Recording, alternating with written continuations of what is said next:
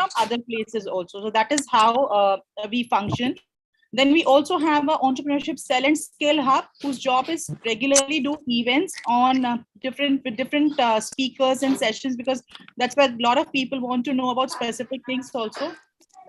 We also done certain competitions under that, and we also have a flagship event of Entrepreneurship Summit, which is done at the end of, somewhere in the month of February. So that is how we function under Innovation Council. That's nice. Good to know. I think quite a comprehensive program, I think, that we have now.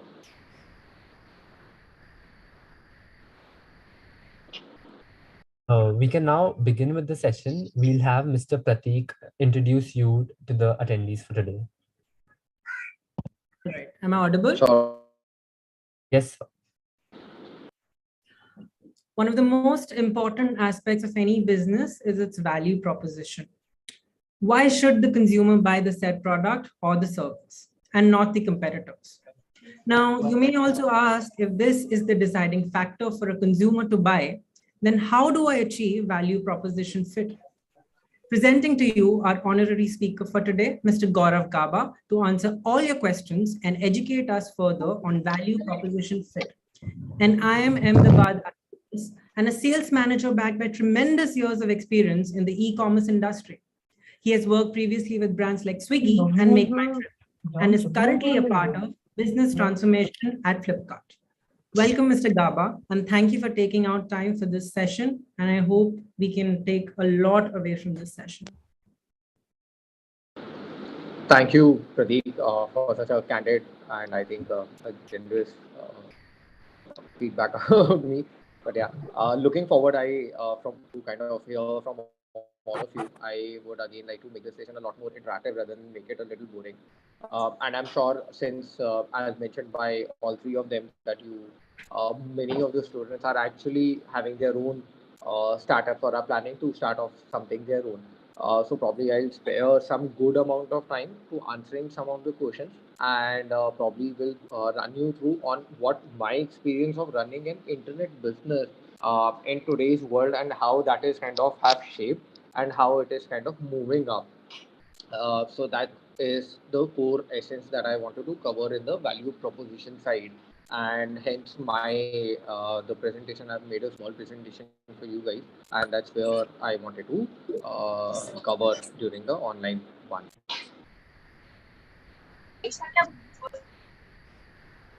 Yes, sir. You can share your screen now. Sure.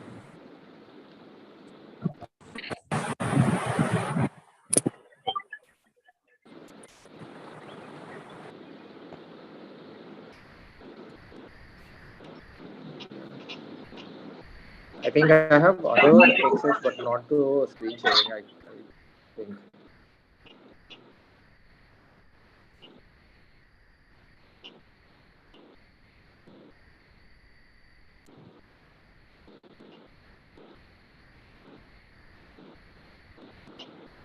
Can somebody confirm if the screen sharing access is given? Because I could only see the record chat security. Or is it the live transcription?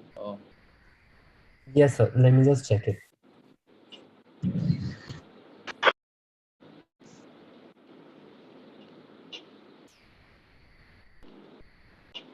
So, we've given it. Can you just try it again?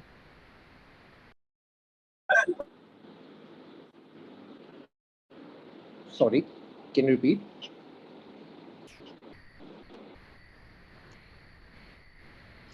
So we've given the access for can you try it again? Sure. Let me check again.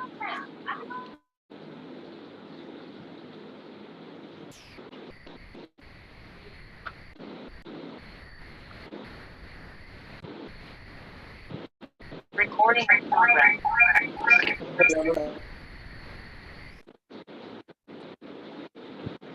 Is it the same as live transcription, or I think that is something different, right? Yes, sir. I think if you just press on the option share, you'll get it.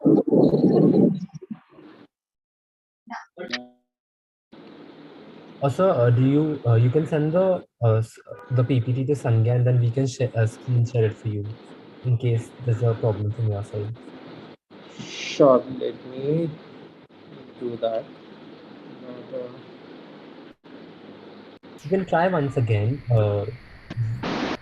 Happens then it works, or else you can send it once. yeah, yeah.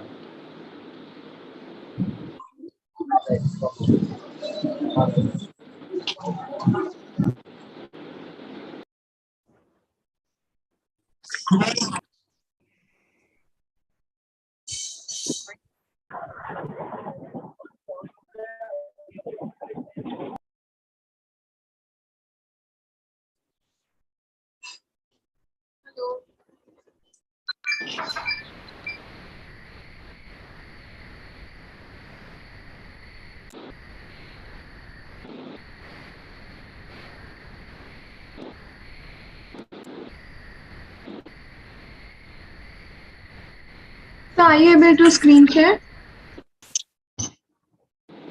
No, I can only able to see the participant and the chat options, and there is a breakout and other options. Unfortunately, I'm not able to see the share screen tab. Okay, sir. So you can share it to me, so I can present it. Yeah, let me share with you. Yeah.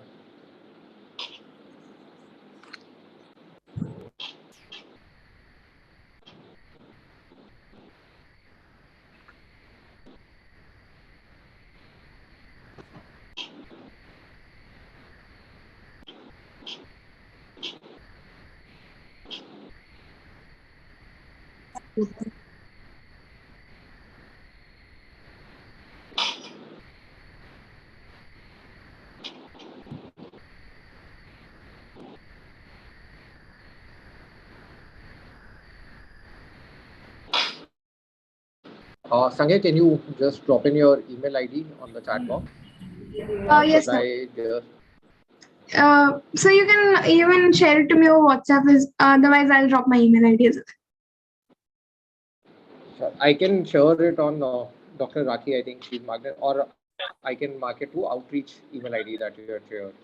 Yes, sir.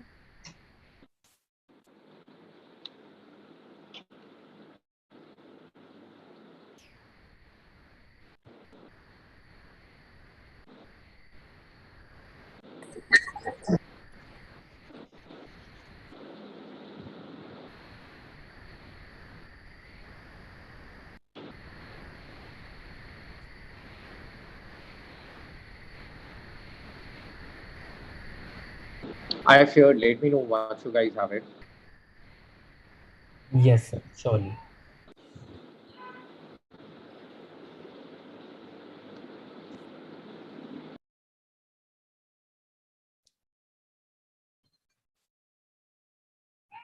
So, sir, how has your day been today? We just wanted to thank you for coming in today and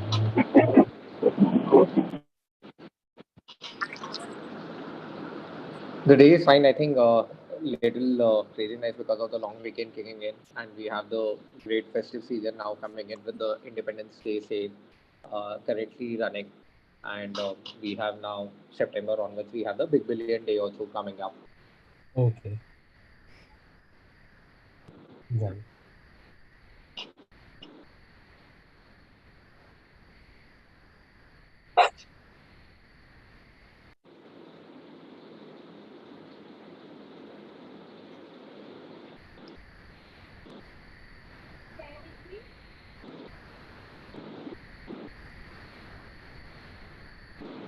Sir, can you share it to me on another email ID? I can send it to you on the email, chat box.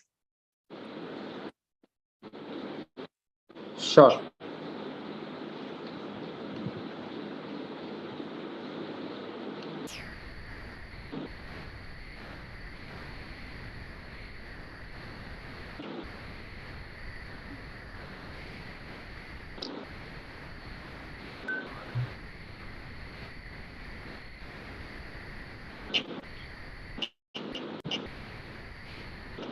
So, like Rakhi ma'am was mentioning, yes, ma'am. Pratham, I think you can stop live streaming for a minute once the session will start. Huh?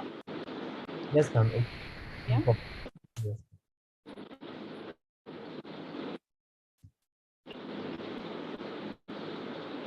Sangya, have you received the Sorry. presentation?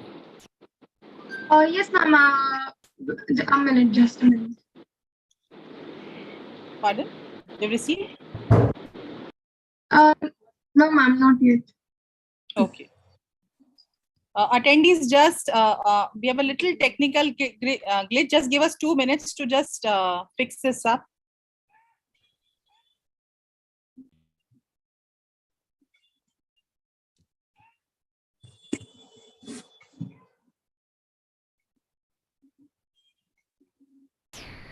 Sanjay, can you check again? I have shared from my side.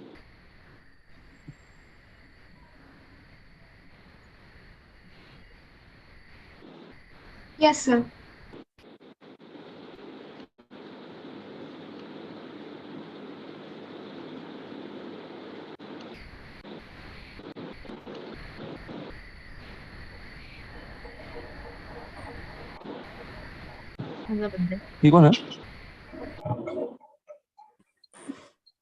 Yes, I've received. I'll start the presentation.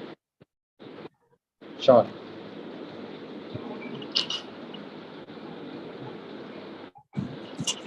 Mr. Gaurav, at the end of the day, execution is something which always decides, right? Right. So even the smallest of the thing can, even at the end of the day, it's little things, but at times it might give a problem. So even the technology also, we are too dependent. Huh? Yes, absolutely. And I think hovering Is between the screen Google visible? Hangouts to Microsoft Teams.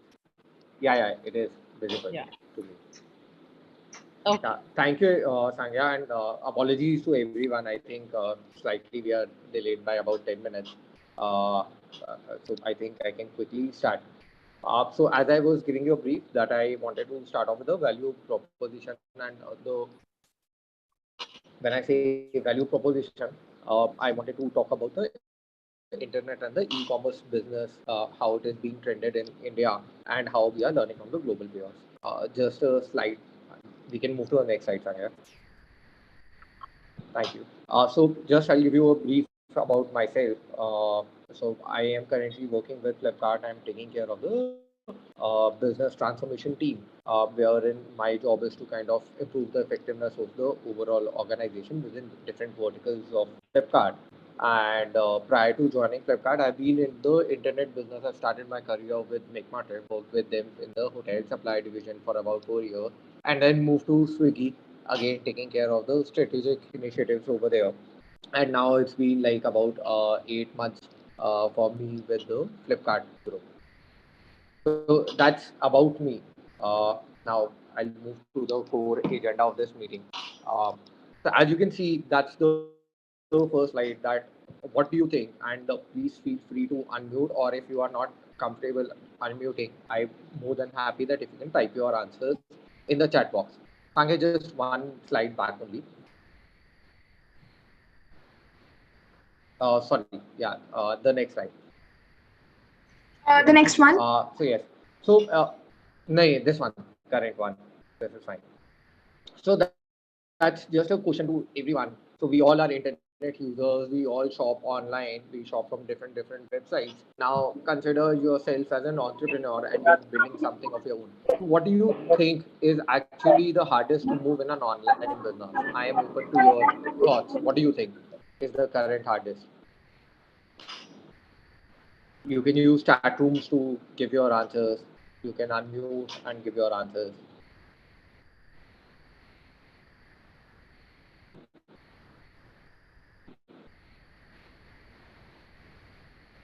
Fresh and organic customers.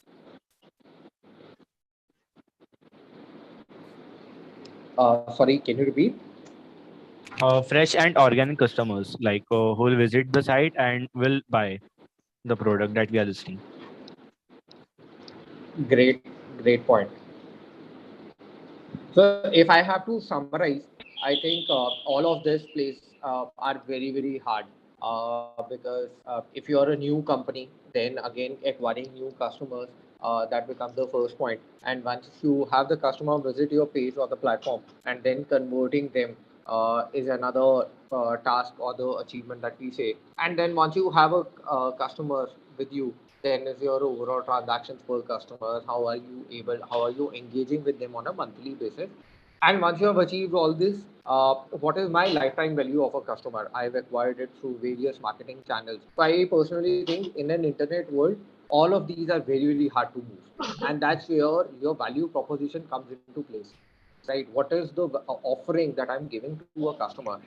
Again, if my value proposition is strong, I would have my new customers, I would have a better conversion, I would have more transactions per customer. And again, all these metrics would increase my monthly active consumers, and the overall lifetime value of a customer is my byproduct over. Moving on to the next slide.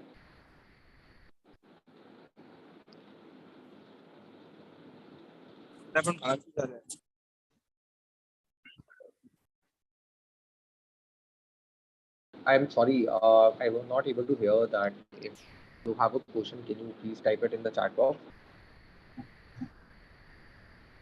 Yes, sir. I In think the you meantime, I'll move. Yeah, yeah. In the meantime, I'll move, and I think I can take on questions at the end of the session.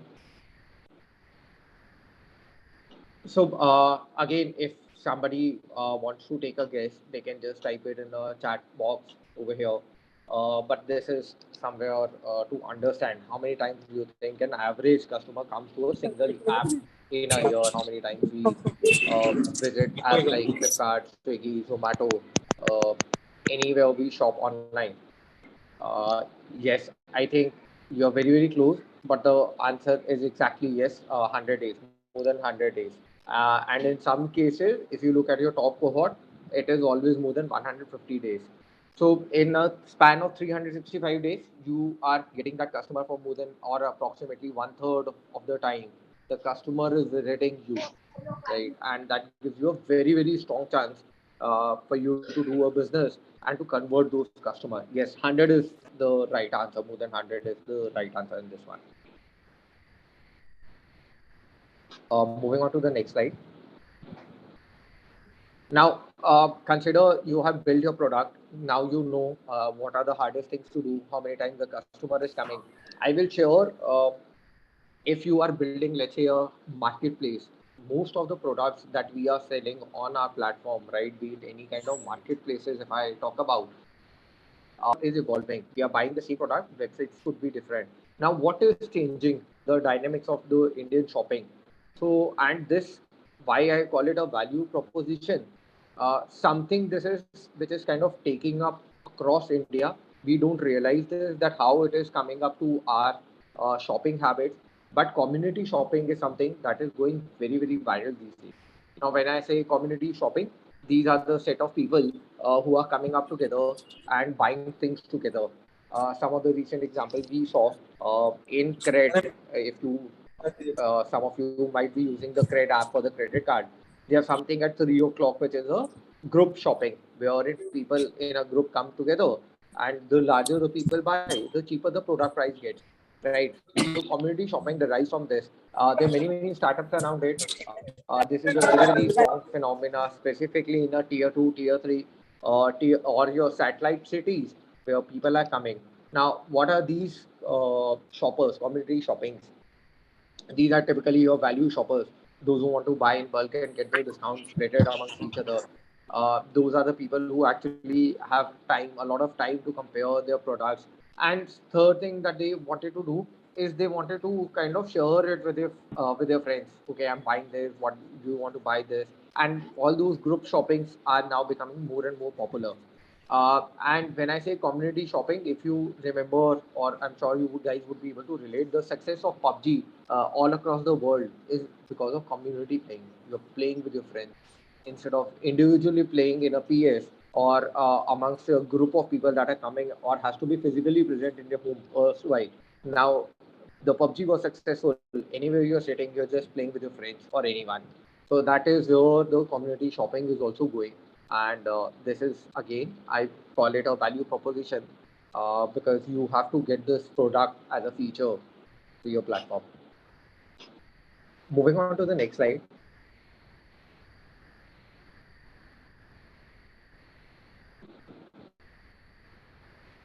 So, and I'm sure I'm speaking to all Gen Zs over here. I am definitely a millennial over here. So, a lot of websites were created somewhere between 2007, 8 onwards, right? By the time these websites matured, most of these websites started maturing from 2010, 11 onwards, and that time 2016, 17. And startups are coming almost every day, every month. We are hearing very good, innovative companies coming up to the market. Right. But again, when you look at from a company's perspective or your value perspective, there's a lot of demographic shifting which is happening from millennials to Gen Z. Now, for me, while the difference in age might not be that much, but again, if you look at the traits of the Gen Z, mobile first, internet credentials, we know the internet credentials by the blue ticks of Instagram, Twitter, and all those social media influencers. And there are so many visual forms of communication that is being adopted by Gen Z.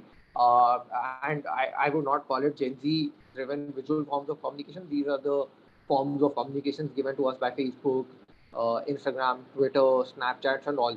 So, and uploading, sharing, and videos comes naturally to us. We all share memes with each other. We all share around jokes with each other on WhatsApp, and that is still kind of doing. So, all these are small changes that have happened.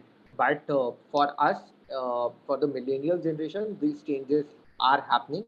For Gen Z, they are kind of adopted to these kind of changes, and hence your value proposition should be managed in a balanced manner that covers millennials as well as Gen Z.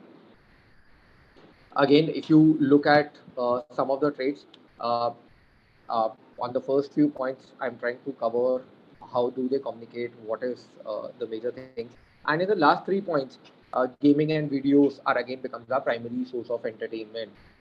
Lower attention spans, we all can kind of give this credit to, or I would not say credit, but yeah, your Instagram reels and TikToks, 30 seconds, 50 seconds, less than 1 minute. So attention span, even on our internet, Instagram reels, is less than a minute. Anything which we like in the first 15 seconds, we tend to watch it, and if you don't like, we tend to move away from it. So you got about 15 seconds to kind of convince a customer or make sure that he stays with you on that page, on that product. And hence, if we go for a longer description of products, if we go ahead with the previous cataloging that was being offered, that would not work. And again, brand loyalty is not very strong nowadays. Everyone wants to try out new things, their new websites, everyone wants to talk about their new businesses that everyone wants to talk about, shop from. So I think these are the major changes that is happening. Moving on to the next slide. So again, if I talk about just about the internet, right? So since I was talking about commerce on the internet and so what people actually do on the internet, apparently entertainment is the first thing that we all go for internet, right? Entertainment is again we are used to kind of searching everything on YouTube, Instagram, Twitter, and all those. But yeah, if you look at other aspect of the internet business, I think videos nowadays, if you talk about YouTube, a lot of people are going to YouTube to want to educate themselves also. And as I mentioned, some of the facts over there, 1 in 3 fashion related queries on the internet, and I'm talking about the open source internet over here, are how to and what are, and anything, how to, where they, what are these, what are those. Your and if I talk about the beauty content and the have taken food. So food was earlier YouTube would be the khana khazana of the latest 21st century. When people are going to YouTube and searching about the recipes of various products, your beauty content have overtaken food on YouTube, right? And the last 2 years, a lot being attributed to about various social media channels. Uh, and also COVID gave everyone a free time to learn new things. So again, and a lot of people or the social media influencers towards the beauty content side have increased, and that have led to a overall increase over there. Uh, Again, on point number three, 4x increase in watch time in the baby care videos. I think that is self-explanatory. A population of billions, so baby care videos are tend to be more popular. But yes, so our top-based apps, if you look at it again, TikTok again not being there in India anymore. Instagram, these have taken over it. We got likes and MX Player. And when I talk about the social apps, talking about those, we have WhatsApp, we have Telegram, we have Snapchat, we have Share Chat. So these are the still the market leaders in India and outside India as well. Moving on to the next slide.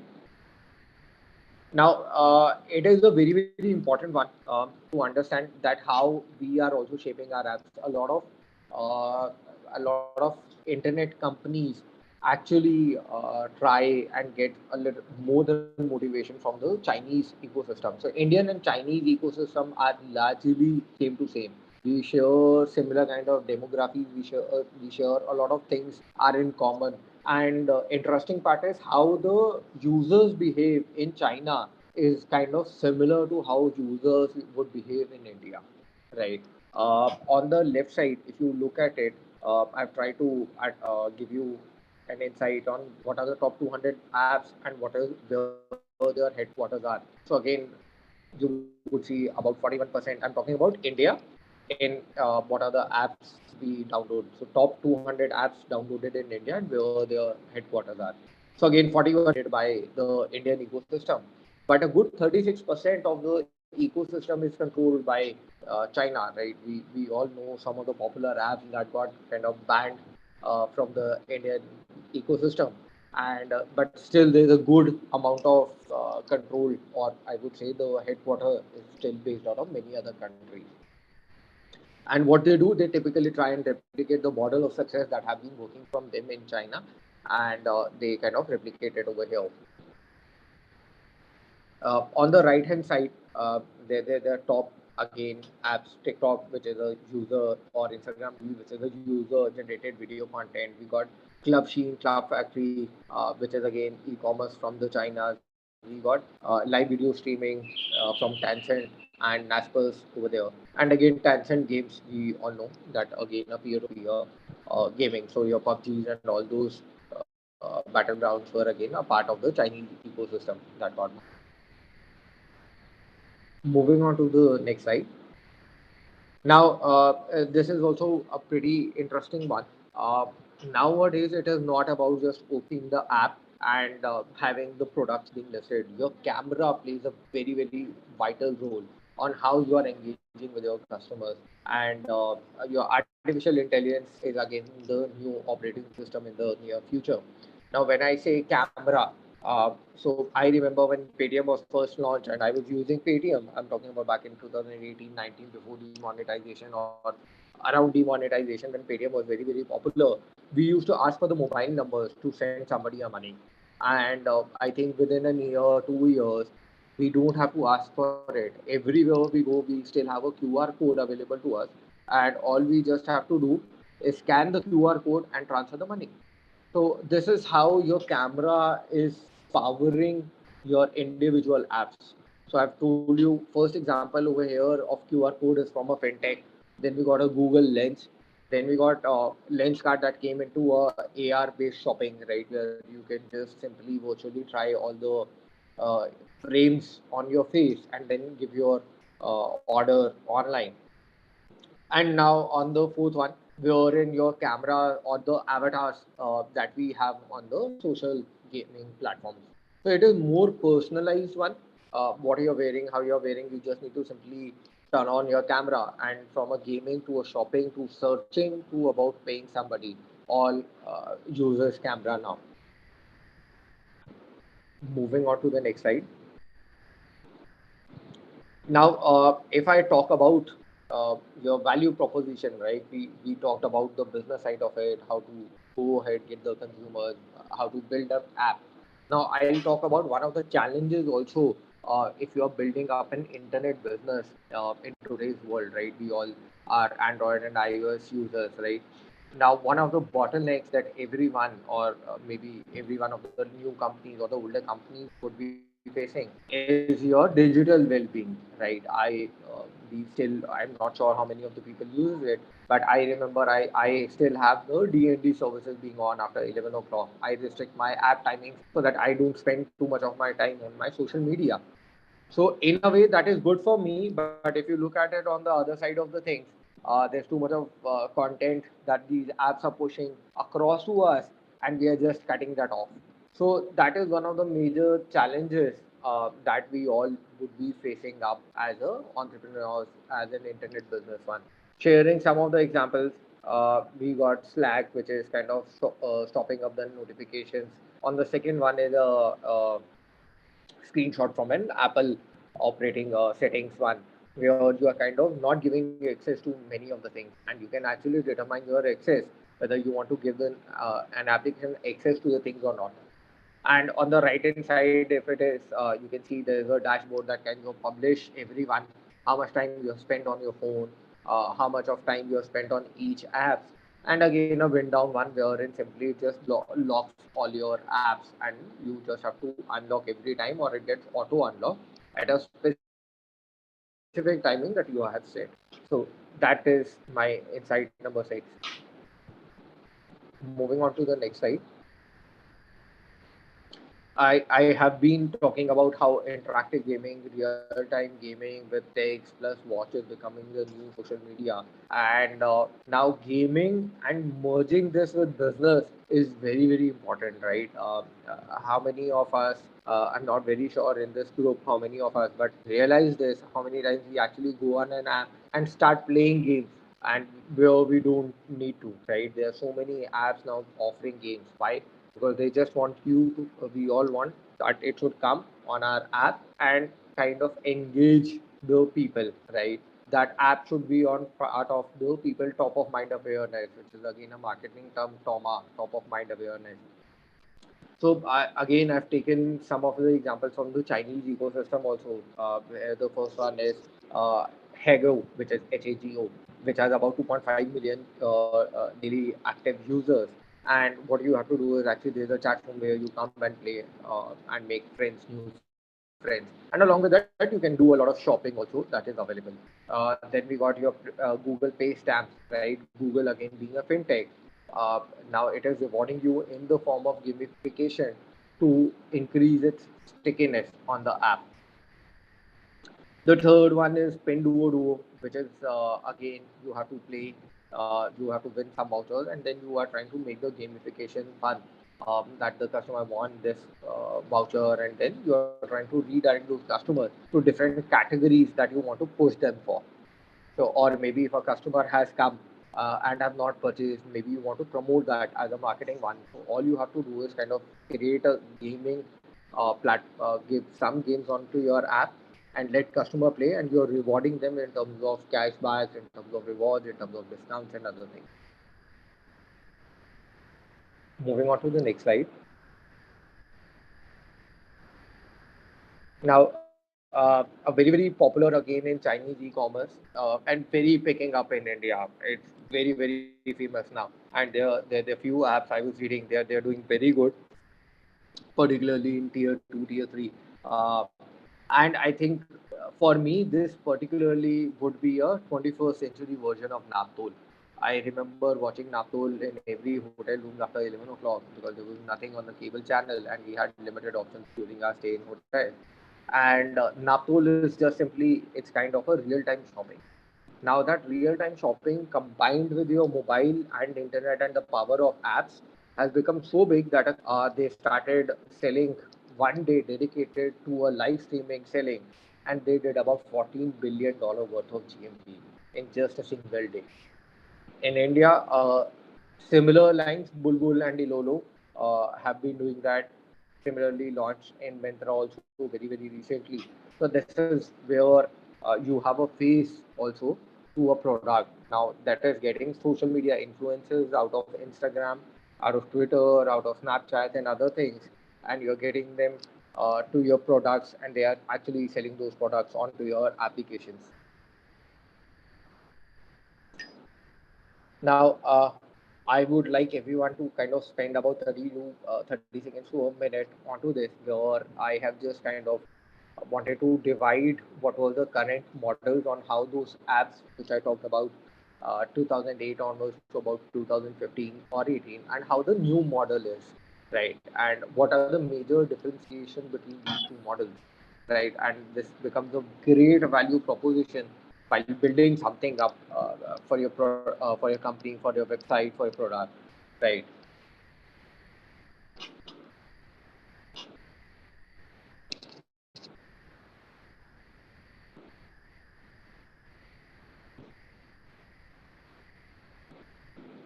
So I'll also cover one by one. I have divided this into 8 segments. The first one is a customer profile. All your apps were currently built for English speaking and millennials, right? Your vernacular is kind of very booming in India. If you look at the vernacular content reading, you would find more users in vernacular as compared to English. And hence, if you are offering your product or your value proposition is kind of catering to all one, including non-English speaking, tier 2 plus, Gen Z, women, satellite cities, and everyone. That is the new value proposition. Previously, your customer acquisition was again marketing driven. We used to refer the apps, we used to run some ads. Now it is all content and gamification led. If your content on the website is good, you will be able to acquire more customers more easily. Earlier, customers used to, on the third point, which is the value proposition, the customers used to value convenience in the current model, and now it is coming up also at a value. Now, when I say convenience versus value, because all your new India or the new Bharat that we talk about, which is tier 2, tier 3 satellites and all, they are coming up online, they are buying up online, they are selling online, they are building for online, right? And that's where your value-led shopping is also playing a very vital role over here. Now, if you look at your shopping across all the brands in terms of selections, a lot of selections over there. Firstly, was built for a tier 1 or a metro city, which is now being changed to about a tier 2, tier 3, and satellite city. And you got a lesser price and an unbranded products over here. In terms of the experience for those customers, again, moving on from an English to a text, it is again UI and UX is completely built for the India. It is more customizable. It is more region specific. I remember if you guys use Swiggy, right? If you open two different mobile phones in a same area, you would have a different set of experience being shown to you. Some would be shown a different cuisine based on a history, relevance, and others. And if you go back to a different part of the country, you would be shown something completely different. And that's where a lot of customization would come in. Your engagement currently, some of the apps which were built earlier were not very socializable. You were simply coming up to do those things and then you were logging off. There was no kind of stickiness, and I would say uh, nothing else on the platform. And I'm talking about purely on the commerce basis. But now it is more of a social community. It is more of about gamification. It is more about social validation on that. How did we discovered in the previous model? It was more intended search based. I want to buy this, and will it be right to for me to kind of buy this? And now the discovery is mostly driven via influencer. This discovery is via community. As I told you, community buying is something very big now, right? There would be very chances that people would be sending you, hey, why don't you join? Why don't we play this together? In lockdown, I remember playing Uno with my distant cousins, to Uno, Ludo, and many other games. So, which is again uh, community driven, right? Somebody in my cousin downloaded a game and then they gave it and told us, why don't you join this? And that was kind of community driven. Again, since we spend a lot of time on the social media, influencer driven marketing becomes a very good search and discovery for us. Moving on to the next one. So, how do we build an emotional relationship and being on the top of the customer mind? I think that is an amalgamation of all the insights that I've shared. The customer visits you, does his first purchase. What are the key factors over there? Are pricing, selection, service, site UI. Then on the repeat purchase, they become your brand advocate. Hey, I purchased this from this only. I like the clothes. I like their selection. I like their quality. And that's where a lot of personalizations comes into place. As I told you, if you open Swiggy, right, if I love eating biryani, I would be shown biryani restaurants on the top. And if somebody else likes eating pizza or any other cuisine, they would be shown pizzas and other cuisines first on the home screen. And that's where a lot of brand level personalization comes into place, and you become brand advocates. We can move to the next one. So a complete user journey. There are many other ways that we. So if I talk about our customer, a user, we need to kind of inspire him, entertain, educate, and assist, because we are not in front of your customer. Now imagine going to a retail store. Hey, I'm here to buy this. Then there would be a 5 questions that typically is asked to us. What are you looking for? Uh, why are you looking for this? Any particular brand? What are your requirements? Can we let me suggest you something? So these are 4 to 5 typical questions that whenever we go to an offline retail store or anywhere else, we are being asked. Now imagine you don't get to see your customer over here in an internet world, and you always have to kind of inspire and keep them entertained, and in the meantime you have to keep them educated that this product would be solving you for this, and let me assist you if you're buying an air conditioner online. So these are the set of air conditioner. You should filter this down by the number of tons and the star ratings and what is the size of your room. So these are the filters or the questions that the internet or the e-commerce world asks. So we got a lot of consumer phases. The first one is inactive. He's just coming randomly, not doing anything. He's just playing games online to win some shoppers. A lot of people actually go back, read your page on the internet, comes back and then shops. Then they do comparison and decide. So once you have read about it on the internet, you do a lot of comparison and then you decide. Followed by you buy it and then you wait for the delivery, and then is your post delivery experience. We can move to the next one.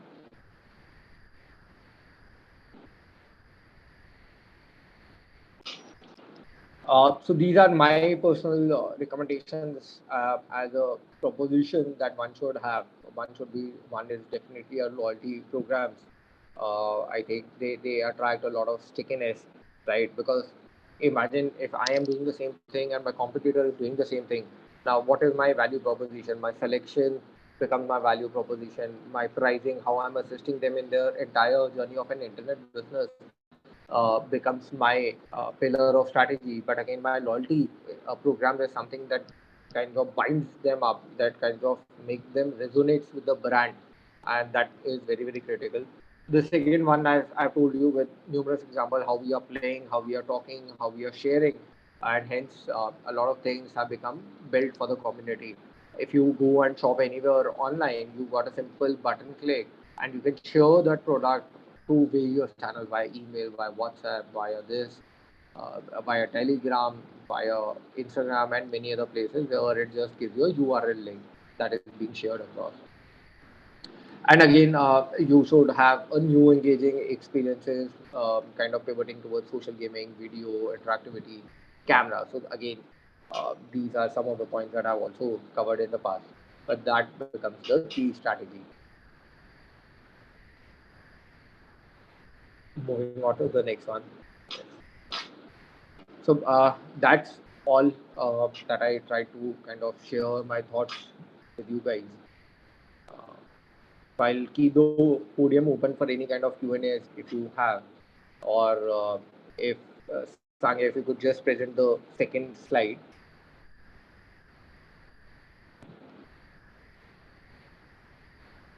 Yes.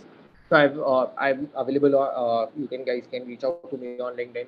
Reach out to me with your questions. If you have any other doubts, you can reach me out on LinkedIn. My LinkedIn credentials are given at the top left corner. Yes, sir. I request all the attendees to write their questions in the chat box. So I had one question. Since we're on the topic of value proposition, you mentioned that there's one. Am I audible? Yeah, you are. So since you mentioned about that Chinese app called Taobao and how you relate to what you saw in Naptol, but when we talk about Taobao and how they're not actually targeting a customer audience, but they're actually just showing what they have. So how does that actually fit value proposition? Because you're not effectively targeting your actual customer audience, you're just showing it to whoever is present and watching it. Sure. So, So that way you kind of leverage the power of your social media influencers, right. because they come with a good user base already with them, right? So every social media influencer get about a blue tick with every after few million or few thousand, few lakhs followers, right? So you get with them. Plus, since you that social media influencers become a kind of a resonating face that we all have seen somewhere across the line. So a lot of people are wanting to have a face with a product, right? So getting that face along with the product becomes very, very critical. That's what I think advertisements are here for, right? They kind of show the product, plus you got a celebrity or anyone kind of endorsing it. So your product plus with the power of somebody or even I think a face to it kind of helps you a lot in your conversion. Okay, sir. Thank you. So I think we have another question in the chat box. Now many companies have started campaigns to market their value proposition.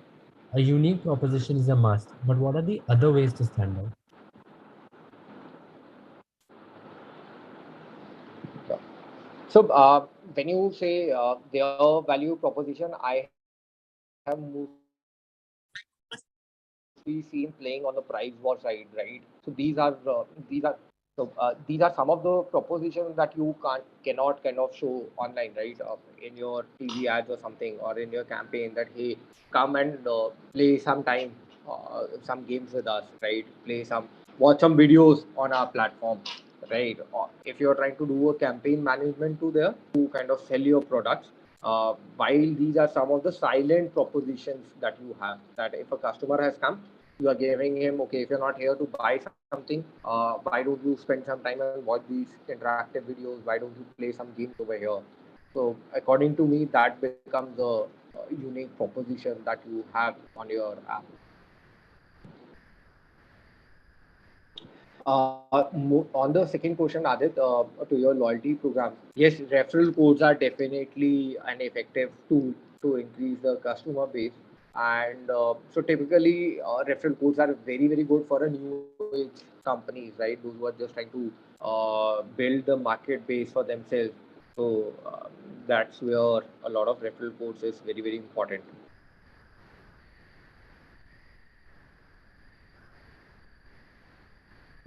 So, Archie, my answer to that would be your value proposition is what is the problem that you are trying to solve.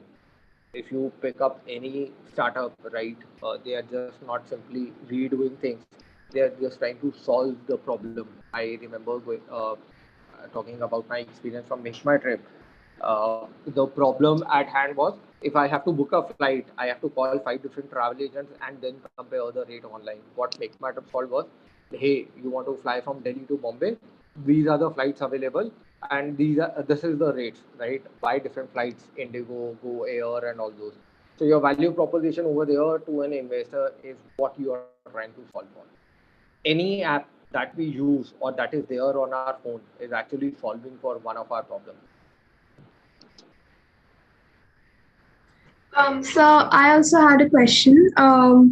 When should a business like exactly decide to look into its value proposition fit? So like at what stage would it be the ideal stage to start? So I think value proposition is a core part of your fundamentals in a business. You cannot have a look at it in a later stage of it. You can reframe your value proposition, right? But yeah, without a value proposition, starting up your own business, starting up anything not be a very, very wise idea. So what is a customer coming from myself, right? If I'm building for a tier two, I'll quote one example. If you guys can go and check about it, there's a company known as City Mall. They reached out to a tier two, tier three, and satellite towns. And what they did was they reach out to a Gaon Pradhan and make them the head that this guy does the community shopping for the entire village, and in return he gets the benefit out of it. He earns some amount of it. That was the value proposition, right? Your value proposition can change. Like I told you on one of the slides, your value proposition changed from a branded one to a non-branded and a price conscious one. Value proposition will keep on changing. Thank you, sir. You can-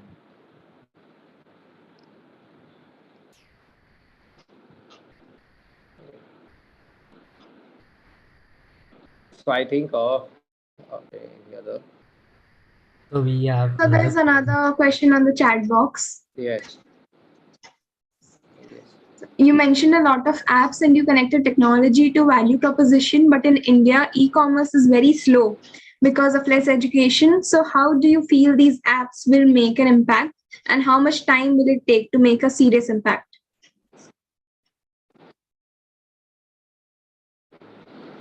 So, Pratham, I think my kind of understanding of the market is slightly very different. I don't think that India is slightly slow or lesser education. We never taught our parents, we never taught anyone how to use a Facebook, how to use an Instagram, how to use a WhatsApp. If your product is so user friendly, people would be able to use it. Now, we before TikTok, there the other tier two, tier three, which is your Moj, Chingari, and apps like those which are creating reels that are completely in the heart of tier two, tier three, and satellite towns, right?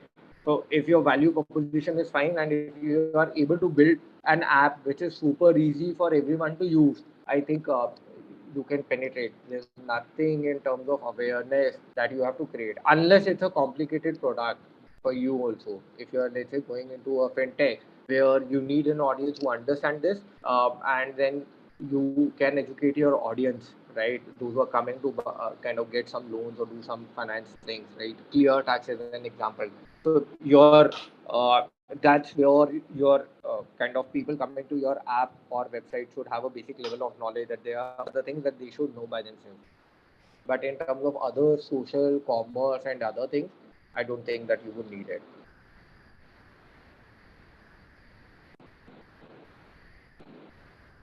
yes, sir. Sure. There is another question Sahil, on the chat yes. box. Yes, Sahil, absolutely good. I think absolutely true, and a very great question. Yes, we are a society where we have low trust, right? And that's where, if you kind of remember in the slide, the social angle is coming onto place, right? Because you need an identity. There are people, community buying. Hey, I purchased from this. Let's purchase this together.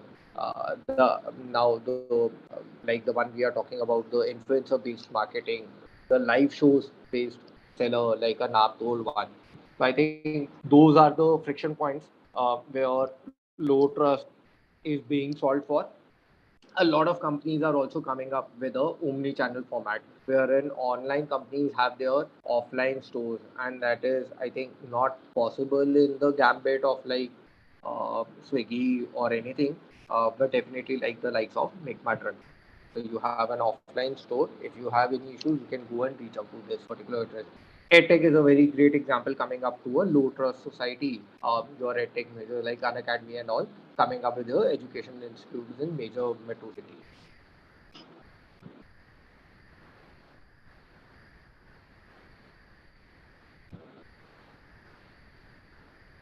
So I think we are done with the questions. Now we would like to call Mr. Sai Prasad Shetty, one of our faculty, to give the official vote of thanks to you.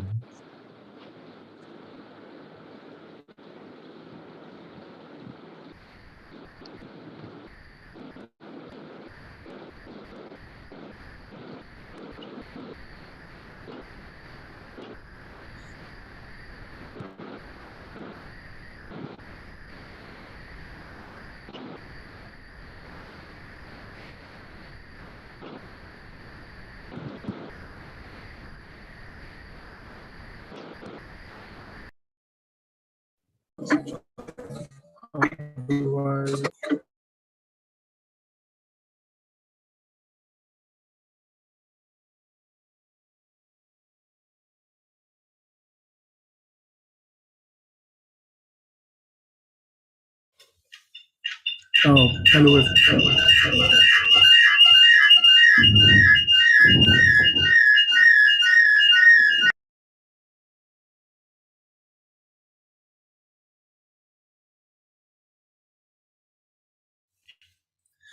Okay, today has not been a good day when it comes to technology, I believe.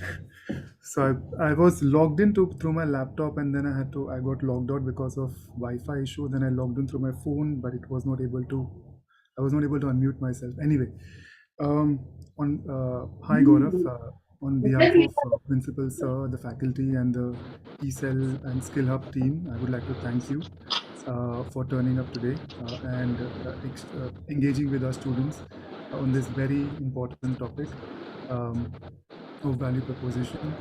It is something which really helps all of us to understand business ideas and branding and brand positioning and more. There were so many questions that I saw coming, and it's in a ways very helpful for us that an industry expert like you come and engage with all of our students. Thank you for your time, and thank you for your presentation. Thank you so much. I think pleasure is all mine. Looking forward to connect with every one of you, maybe on LinkedIn or maybe any other social platform. If you have any queries or any doubts, please feel free to reach out to me. I'll be more than happy to help or contribute where I can. Right, and all the very best. I think it's very exciting to see a lot of people being interested in running their own businesses, uh, and I think we are on the right track as a country. A lot of new ideas and shit coming up. So eagerly excited. Thank you everyone for having me over. Thank you. Bye bye. Yes, sir. Thank you so much. Thank you so much, sir.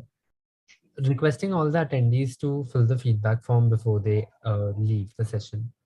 Kindly fill it. Thank you. The attendees can proceed to leave after they fill the feedback form.